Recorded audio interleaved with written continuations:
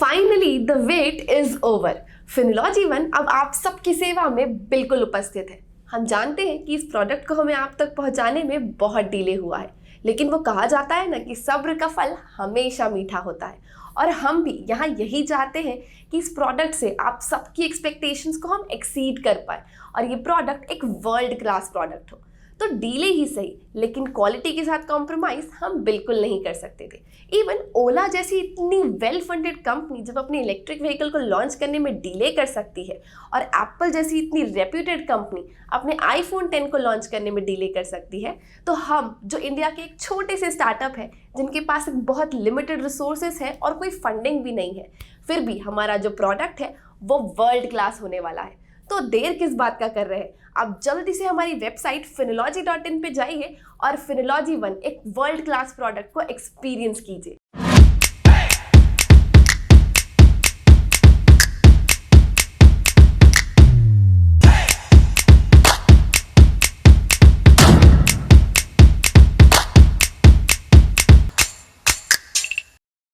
Everyone, welcome back to टिकर। मैं हूं कीर्ति और आज हम बात करने वाले हैं most awaited IPO Aditya Birla sun life AMC IPO के बारे में।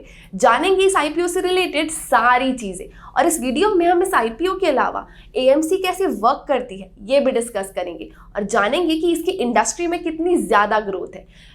तो ये वीडियो थोड़ी सी लंबी हो सकती है, लेकिन इस वीडियो को आप एंड तक जरूर देखिएगा, क्योंकि एंड में हम ये डिस्कस करेंगे कि क्या हमें इस आईपीओ में लिस्टिंग गेन के लिए अप्लाई करना चाहिए या फिर लॉन्ग टर्म इन्वेस्टिंग के लिए। लेकिन वीडियो को स्टार्ट करने से पहले अगर आप इस चैनल पे न्यू हैं और आपने अभी तक इस चैनल को सब्सक्राइब नहीं किया है, तो आप देर किस बात का कर रहे हैं? जल्दी से बेल आइकन को हिट कीजिए और सब्सक्राइब कीजिए, ताकि हमारी ऐसी ही इंफॉर्मेटिव वीडियोस की नोटिफिकेशंस आप तक पहुंचती रहे। तो चलिए सबसे पहले बात करते हैं कंपनी प्रोफाइल के बारे में। तो आदित्य बिरला इंडिया की one of the largest non bank affiliated AMCs में से एक है। इवन अगर हम सारी ही एएमसीज का QAAUM यानी कि quarterly average asset under management compare करें, तो सितंबर 2011 से Aditya Birla 4th largest AMCs में से एक है। ये ऑन टोटल $2900 बिलियन का AUM मैनेज करते हैं, जिसमें ये mutual fund, PMS, of share and real estate offerings को प्रोवाइड करते हैं। और अभी तक अगर हम जून 2021 तक देखें तो इनके on total 118 mutual fund schemes है, जिसमें 68 डेट स्कीम्स है, 37 इक्विटी स्कीम्स है, 2 लिक्विड स्कीम्स है, 5 ETFs है एंड 6 डोमेस्टिक FOFs है। और ये सारे ही म्यूचुअल फंड्स में से सबसे ज्यादा फेमस और सबसे ज्यादा इन्वेस्टेड फंड है Aditya Birla sun life front line equity fund और Aditya Birla sun life corporate bond fund. तो अब इन सारी ही चीजों से हमें ये तो पता लग गया कि म्यूचुअल फंड इंडस्ट्री में आदित्य बिरला का अच्छा खासा नाम है, बट क्या सिर्फ नाम होना ही काफी होता है? हमें ये भी देखना बहुत ज़रूरी है कि कंपनी रेवेन्यू कैसे अर्न करती है, कंपनी का बिजनेस मॉडल क्या है, और जिस इंडस्ट्री में ये कंपनी वर्क कर रही है उसका ग्रोथ क्या है। तो चलिए इसके लिए अब हम समझते हैं कि एक एएमसी वर्क कैसे करती है। तो कोई भी एसेट मैनेजमेंट कंपनी एक तरीके की एसेट लाइट कंपनी होती है, यानी कि ऐसे बिजनेसेस जिसे रन करने के लिए बहुत huge machinery and plant install करने की ज़रूरत नहीं होती है, जिसमें लाखों करोड़ों का खर्चा ना हो और ना ही कोई कैपिटल एक्सपेंडिचर हो। मोस्टली ये ऐसे टाइप का बिजनेस होता है जिसमें ह्यूमन इंटेलिजेंस बहुत ज़्यादा काम आता है।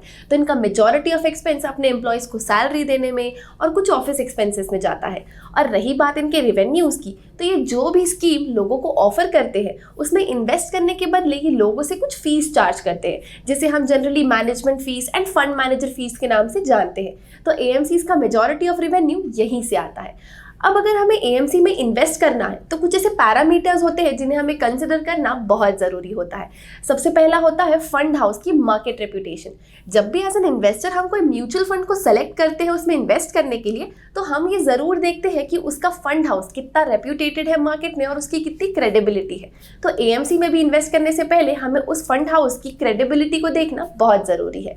सेकेंड सबसे इंपॉर्टेंट चीज़ है फंड मैनेजर। एएमसी की ग्रोथ डायरेक्टली रिलेट करती है कि उसके उसके फंड्स कितने अच्छे परफॉर्म करते हैं। और फंड्स अच्छे तभी परफॉर्म करेंगे जब उसका फंड मैनेजर एक अच्छी स्ट्रैटेजी को यूज करेगा। तो एक अच्छा फंड मैनेजर होना बहुत जरूरी होता है। तो इसीलिए फंड मैनेजर के ट्रैक रिकॉर्ड्स को भी चेक करना इस चीज में बहुत जरूरी है।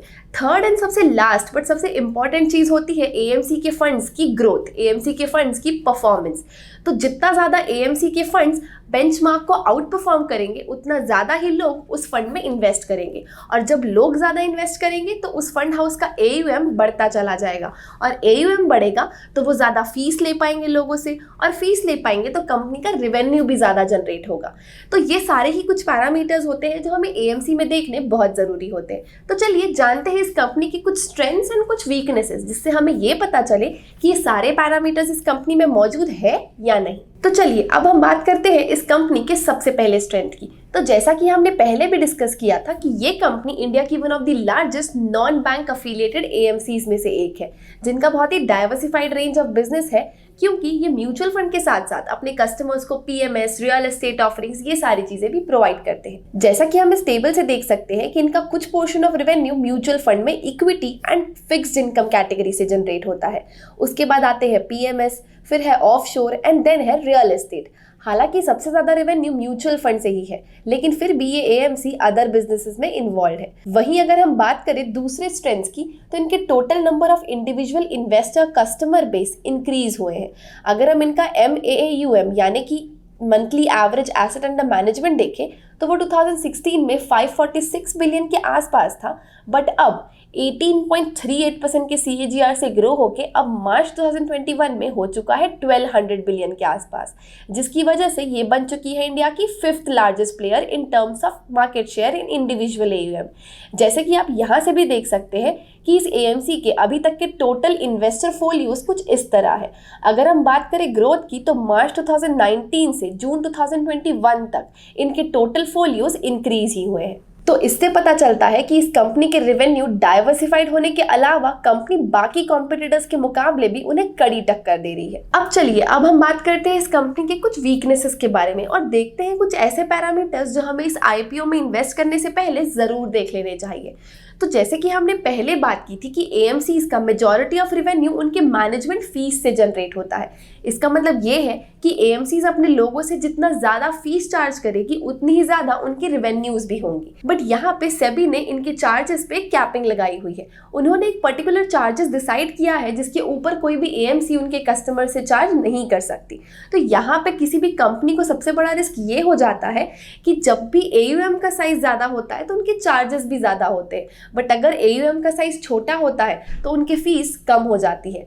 और ऐसा ही रिसेंटली भी हुआ था जब कोविड के टाइम पे लोगों ने अपने SIPs को विड्रॉ कर लिया था। जब लोगों ने अपने SIPs को विड्रॉ कर लिया था तब कंपनीज के AUM साइज भी कम होने लगे थे और म्यूचुअल फंड कंपनीज को हैवी रिडम्पशन देखना पड़ा था। हालांकि देखा जाए तो जब मार्केट डाउन होता है तो म्यूचुअल फंड के NAVs की वैल्यू पे भी इसका असर पड़ता है, और यही आइडियल टाइम होता है किसी भी म्यूचुअल फंड में इन्वेस्ट करने का। बट अगर हम एक नॉर्मल इन्वेस्टर की तरह सोचे तो जब मार्केट डाउन हो रहा होता है तो उन्हें बहुत पैनिक क्रिएट हो जाता है, और उस पैनिक में वो अपने सारे म्यूचुअल फंड्स को सेल ऑफ कर देते हैं, जैसे कि कोविड के टाइम पे हुआ था। तो ऐसे अनसर्टेनिटी के केसेस में जनरली इनके फीस पे का बहुत बड़ा इम्पैक्ट आता है। अगर हम इनका रेवेन्यू फ्रॉम ऑपरेशन देखें तो पिछले 3 सालों में इनका रेवेन्यू फ्रॉम ऑपरेशन डिक्रीज होता गया है। 2019 में 1300 करोड़ था और 2021 तक 1000 करोड़ हो गया, जो कि ड्रास्टिकली डिक्रीज हुआ है। इवन अगर हम इनका क्लोजिंग AUM देखें 2019 से 2020 तक, तो ये शार्प डिक्लाइन आया है, क्योंकि इस टाइम पे कोविड की वजह से मार्केट में पैनिक क्रिएट हुआ था। एंड देन 2021 में जब सिचुएशन थोड़ी नॉर्मल हुई तो यही AUM रिकवर भी हो गया और काफ़ी ज़्यादा बढ़ा है, क्योंकि मार्केट बुल रन पे है। तो इससे हम ये तो समझ गए हैं कि कंपनी का रेवेन्यू AUM के बढ़ने और घटने से बहुत अफेक्ट होता है। एक और रिस्क जो इन म्यूचुअल फंड कंपनीज के साथ जुड़ा होता है वो है ये कि अगर इनका ज़्यादातर इन्वेस्टमेंट रेगुलर प्लान्स में हो रहा है तो इसका ये मतलब है कि इन्हें अपने रेवेन्यू का एक मेजॉरिटी ऑफ पोर्शन एजेंट्स को कमीशन देने में चला जाता होगा, यानी कि इनके पास कम प्रॉफिट बचता होगा। अब जिनको ये नहीं पता कि रेगुलर और डायरेक्ट प्लान्स क्या होते हैं, उनके लिए मैं एक ब्रीफ बता देती हूँ। रेगुलर प्लान्स वो प्लान्स होते हैं जिसमें कुछ कमीशन इन्वॉल्व होता है, जैसे कि फॉर एग्जाम्पल अगर आप कोई फंड एजेंट की रिकमेंडेशन के थ्रू लेते हैं तो उसमें आप जो भी फीस एएमसी को पे कर रहे हैं उसमें कमीशन भी इन्वॉल्व होता है। वहीं अगर हम बात करें डायरेक्ट प्लान्स की तो उसमें कोई भी कमीशन इन्वॉल्व नहीं होता है। आपका जितना भी पैसा है वो डायरेक्टली उस म्यूचुअल फंड स्कीम में इन्वेस्ट हो जाता है। तो अगर हम बात करें अब आदित्य बिरला के केस में तो उनका आज भी majority of portion of investment regular plans में होता है। हालांकि अभी वो डायरेक्ट प्लान्स को भी प्रमोट कर रहे हैं, बट फिर भी उनका रेगुलर प्लान में जो इन्वेस्टमेंट होता है उसके लिए उन्हें बहुत ह्यूज अमाउंट ऑफ कमीशन अपने एजेंट्स को देना पड़ता है। जैसे कि अगर हम ये टेबल से देखें तो इनके कॉम्पिटिटर्स के कंपैरिजन में आदित्य बिरला में 49% इन्वेस्टमेंट रेगुलर फंड्स में है एंड 50% डायरेक्ट में। वहीं जून 2020 में इसका उल्टा था, रेगुलर में 50% इन्वेस्टमेंट था और डायरेक्ट में 49%। तो इसका मतलब ये है कि एएमसीज को अपने इन्वेस्टमेंट वैल्यू के 50% वैल्यू पे एजेंट्स को कमीशन देना पड़ जाता होगा और बाकी अदर एक्सपेंसेस तो अलग ही है। और लास्ट रिस्क जो हमें किसी भी एएमसी बिजनेस में दिखाई देता है वो है उनके फंड परफॉर्मेंस की कंसिस्टेंसी। फंड कितना अच्छा परफॉर्म करेगा ये जितना ज्यादा मार्केट कंडीशन पे डिपेंड करता है उतना ही ज्यादा उसके फंड मैनेजर पे भी डिपेंड करता है। तो ऐसे में आदित्य बिरला के ऑलमोस्ट 48 स्कीम्स जो उनके QAUM का 54% कंट्रीब्यूट करते हैं वो लगातार बेंचमार्क को अंडर परफॉर्म कर रहे हैं, जिसकी वजह से फंड की परफॉर्मेंस डिक्रीज हो रही है और फंड हाउस की रेप्यूटेशन भी डिक्रीज होती है। क्योंकि आज भी जब भी कोई म्यूचुअल फंड में इन्वेस्ट करने के बारे में सोचता है तो वो उसकी एफिशिएंसी या उसके एक्सपेंस रेशियो इन सारी चीज़ों के बारे में नहीं सोचता, वो सोचता है उस फंड की परफॉर्मेंस के बारे में। तो ऐसे में अगर ये अपने फंड परफॉर्मेंस को इम्प्रूव नहीं करेंगे तो कोई भी इसमें इन्वेस्ट करना नहीं चाहेगा और ग्रेजुअली उनके AUM पे इसका असर पड़ेगा। अब अगर बात करें कंपनी के फाइनेंशियल्स की तो आदित्य बिरला का रेवेन्यू अपने पीयर्स के कंपैरिजन में 2016 से 2021 तक 6.88% तक का रेवेन्यू ग्रोथ दे चुका है, जबकि अगर हम टॉप 10 एएमसीज का एवरेज रेवेन्यू ग्रोथ देखें तो वो 9.82% के आसपास है, यानी कि कंपनी की ग्रोथ कंपैरेटिवली स्लो है। अगर बात करें टोटल इनकम की तो रेवेन्यू हर साल कम ही हुआ है। 2019 में 1400 करोड़ था, वहीं 2021 में 1200 करोड़ हो चुका है।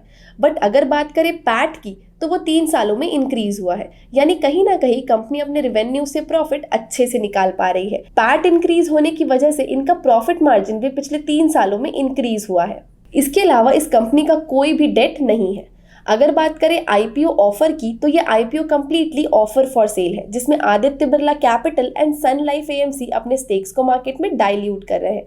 और अगर बात करें आईपीओ ऑब्जेक्टिव की तो कंपनी लिस्टिंग बेनिफिट के लिए आईपीओ ला रही है और अपने प्रमोटर स्टेक्स को डाइल्यूट करने के लिए। अब अगर बात करें इस कंपनी में इन्वेस्ट करने की तो इन्वेस्ट करने से पहले हमें इंडस्ट्री डायनेमिक्स को भी समझ लेना बहुत ज़रूरी होता है। तो इंडिया में इक्विटी इन्वेस्टमेंट्स आगे चल के तो ग्रो होने ही वाली है। ये मैं इतने दावे से इसलिए कह सकती हूँ क्योंकि आज की डेट में इंडिया की टोटल पॉपुलेशन में से सिर्फ 2 से 3% लोग ही इन्वेस्टमेंट्स को समझते हैं एंड इन्वेस्टमेंट्स को करते भी हैं। तो ऐसे में इस इंडस्ट्री में ग्रोथ तो डेफिनेटली है। इवन कोविड के टाइम पे भी बहुत अवेयरनेस आई थी लोगों में इन्वेस्टमेंट को लेके, क्योंकि अगर हम कोविड के टाइम पे AUM ग्रोथ देखें तो मार्च 2020 तक 22.3 ट्रिलियन थी, बट फिर पोस्ट कोविड वो 39.2 ट्रिलियन हुई एंड अभी जून 2021 तक ये 33.7 ट्रिलियन हो चुकी है।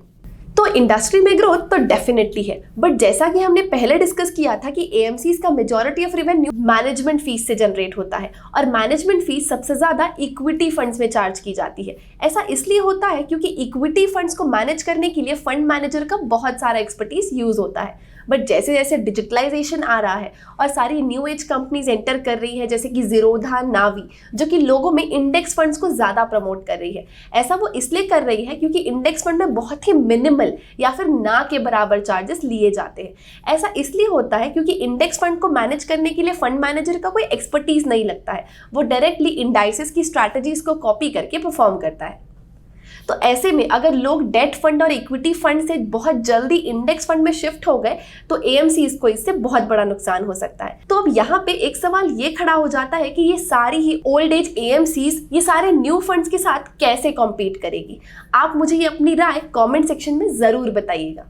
तो अब बढ़ते हैं इस कंपनी के वैल्यूएशन की तरफ। तो अब किसी भी आईपीओ को एनालाइज करना हो गया है बहुत ही आसान, क्योंकि आपको आईपीओ से रिलेटेड सारी ही डिटेल्स मिल जाती है टिकर के इस न्यू फीचर पे। जैसे कि आप देख सकते हैं कि आदित्य बिरला का current market capitalisation around 20,000 crore के आसपास है, वहीं उसका इंडस्ट्री पीई है 39 टाइम्स के आसपास और आदित्य बिरला का पीई है 38 टाइम्स। तो ऐसे में देखने में तो प्राइस बहुत रीजनेबल ही लग रहा है, बट फिर भी लॉन्ग टर्म इन्वेस्टमेंट पर्सपेक्टिव से मैं इस कंपनी में इन्वेस्ट करना नहीं चाहूंगी, क्योंकि HDFC AMC जैसी जब इतनी टॉप कंपनीज इस लिस्ट में शामिल है और उसके मुकाबले आदित्य बिरला के पास कोई स्ट्रॉन्ग मोट नहीं है, इवन लिस्टिंग गेन के लिए भी मैं इस कंपनी में अप्लाई करना नहीं चाहूंगी। और अब आपको किसी भी आईपीओ का GMP यानी कि ग्रे मार्केट प्रीमियम टिकर पे दिख जाता है, जैसे कि आप देख सकते हैं कि इसका ग्रे मार्केट प्रीमियम आपको स्क्रीन पे दिख रहा होगा।